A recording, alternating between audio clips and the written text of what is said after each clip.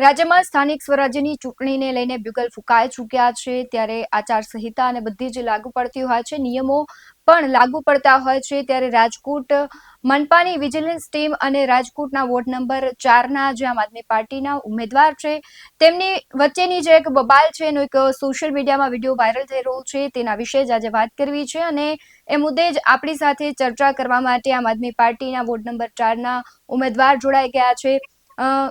હાર્દિકભાઈ, BS9 TV ન્યૂઝમાં સૌથી પહેલા તો આપનું ખૂબ સ્વાગત છે। છેલ્લા 2 થી 3 ખૂબ ખૂબ આભાર। દિવસમાં એક આમ આદમી પાર્ટીનું મનપાની વિજિલન્સ ટીમ સાથેની બબાલનો વિડીયો જે વાયરલ થઈ રહ્યો છે, પહેલા તો એ જાણવું છે કે એ વિડીયો કેટલા દિવસ પહેલાનો છે અને શું હતી સમગ્ર ઘટના।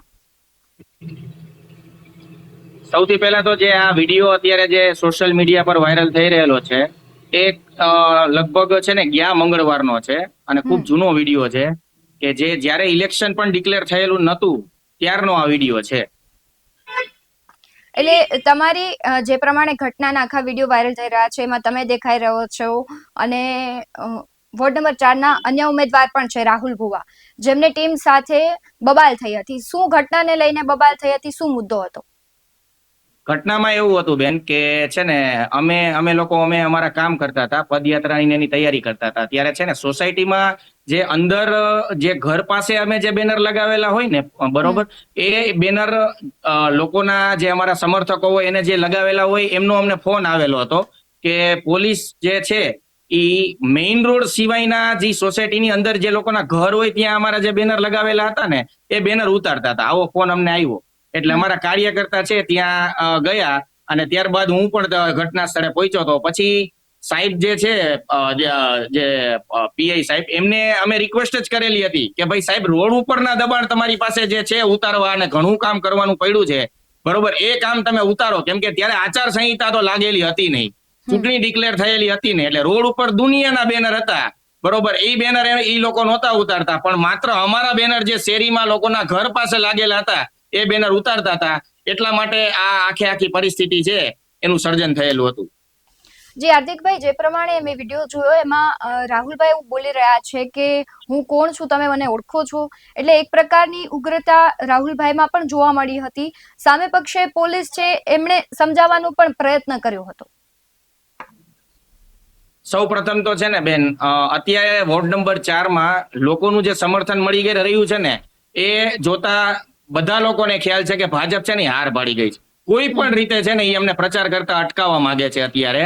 એટલે અમે છે ને આ વિડીયો છે ને અને ઈ જે પીઆઈ સાહેબ છે એમને આખો વિડીયો તમે જોયેલો જ નથી, આખો વિડીયો એવો છે કે જેમાં અમે રિક્વેસ્ટ જ કરીએ છીએ કે સાહેબ આ બધું રહેવા દો બરોબર, અને તમે જેના ઈશારે કરો છો આ ઈ બધું ઈશારે કામ કરવાનું બંધ કરી દો કેમ કે જો ખરેખર એને દબાણ હટાવવું હોય તો દબાણ હટાવવા માટે ખાલી અમારા બેનર ઉતારવાની એને કોઈ જરૂર નહોતી। ઘણા બધા બેનર છે એ મેઇન રોડ છે 50 ફૂટનો મેઇન રોડ ડીમાર્ટ વાળો ત્યાં અવેલેબલ હતા, કોઈ પણ પ્રકારના બેનર ઉતારતા નહોતા, માત્ર સંપૂર્ણ ષડયંત્ર ભાજપના ઈશારે માત્ર અમારા બેનર અમારા કેન્ડિડેટ વહેલા ડિક્લેર થઈ ગયેલા હતા એટલે અમારા બેનર ઉતારવા માટે જાણે કે કમલમથી આદેશ થયેલો હોય ને એવું અમને જણાઈ રહ્યું હતું સ્પષ્ટપણે, એટલા માટે આ ઉગ્રતા છે એ સ્પષ્ટપણે નજરે પડે છે।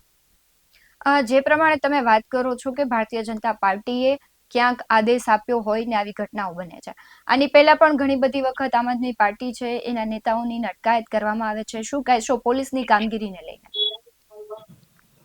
પોલીસ છે ને એના માટે હંમેશા અમને માન હોય છે, જે એની કામગીરી છે એમાં અમે ક્યારેય દખલગીરી કે રૂકાવટ કરવા માંગતા નથી અને એમના કામને અમે હંમેશા સેલ્યુટ કરીએ છીએ કેમ કે અમે પણ શિક્ષકો છીએ અને અમારા પણ ઘણા બધા સ્ટુડન્ટ છે એ પોલીસ કોન્સ્ટેબલમાં પણ પાસ થયેલા છે। આજે જણાવતા હતા અમને ઘણો બધો આનંદ થતો હોય કે ભાઈ પોલીસની રિસ્પેક્ટ કરીએ છીએ, પરંતુ ઘણા બધા પોલીસ છે કે જે પોતાની ફરજ ચૂકે છે માત્ર એની સામે અમે ક્યારેય નબળા નહીં પડીએ અને સંવિધાનને બચાવવા માટે પોલીસ છે એ પોતાની ફરજ ચૂકશે તો અમે એમને પણ કાયદાનું એને જે કાયદો લાગુ પડે છે એને ભાન કરવા માટે અમે આમ આદમી પાર્ટીના સક્ષમ ઉમેદવારો છે એ હંમેશા તત્પર રહેશું અને એના માટે અમારે ઉગ્ર થવું પડશે તો લોકોના પ્રશ્ન માટે હંમેશા ઉગ્ર થાશું। એટલે ઇન શોર્ટ તમારું એવું કેવું છે કે આમ આદમી પાર્ટીના જે ઉમેદવારો છે તે સક્રિય છે, તેની કામગીરીને જોઈને ક્યાંક આવી ઘટનાઓ આમ આદમી પાર્ટીના કાર્યકર્તાઓ સાથે થઈ છે? ખૂબ સક્રિય છે। આજે વોર્ડ નંબર 4ના દરેક સોસાયટીએ અત્યારે માત્ર આમ આદમી પાર્ટીની જ ચર્ચા છે. કોઈ પણ સોસાયટીના રહીશોને પૂછો તો અત્યારે માત્ર અહીં આમ આદમી પાર્ટીની જ ચર્ચા થાય છે. અને આ જોઈને ભાજપ પોતાની હાર ભાળી ગઈ છે. અને સ્પષ્ટ સંદેશ આપવા માંગુ છું કે ગમે એટલા ષડયંત્ર તમે કરશો પણ આ વખતે જનતા જાગૃત થઈ ગઈ છે. અને શિક્ષિત અને અમારા જે ચારે ચાર જે મજબૂત ઉમેદવારો છે, અવનીબેન જાગાણી છે જેને MBA ફાઇનાન્સમાં કરેલું છે, રિદ્ધિબેન મેટારિયા છે જે એને M.Com કરેલું છે, હું હાર્દિક રાબડિયા માસ્ટર ઓફ ટેકનોલોજી કરેલું છે, અને રાહુલભાઈ ભુવાથી તો સૌ બધા લોકો પરિચિત જ છે. આ વખતે અમે વોર્ડ નંબર 4 ની પ્રજાને વિશ્વાસ અપાવ્યો છે. અમે શિક્ષિત લોકો એક સારા સમાજનું અને સારા વોર્ડનું નિર્માણ કરશું અને રાજકોટને વોર્ડ નંબર 4 નું રોલ મોડેલ બનાવી અને બતાવશું. જી હાર્દિકભાઈ, આપ જોડાયા તે બદલ આપનો ખૂબ આભાર. જે પ્રમાણે હાર્દિકભાઈએ વાત કરી કે તેઓની સક્રિયતાને ક્યાંક ભારતીય જનતા પાર્ટીના ઇશારે સમગ્ર ઘટના થતી હોય તેવા આક્ષેપો કર્યા છે. આ સમગ્ર ઘટનાને લઈને તમારું શું માનવું છે કમેન્ટમાં જરૂરથી જણાવજો. બાકી આવા જ વધુ અહેવાલો સાથે ફરી મળતા રહીશું. તમે અમારી યુટ્યુબ ચેનલને સબસ્ક્રાઇબ કરવાનું, અમને ફેસબુક અને ઇન્સ્ટાગ્રામ પર ફોલો કરવાનું ભૂલશો નહીં. બાકી અવનવી અપડેટ્સ મેળવવા માટે આપ જોતા રહો BS9 TV ન્યૂઝ. નમસ્કાર.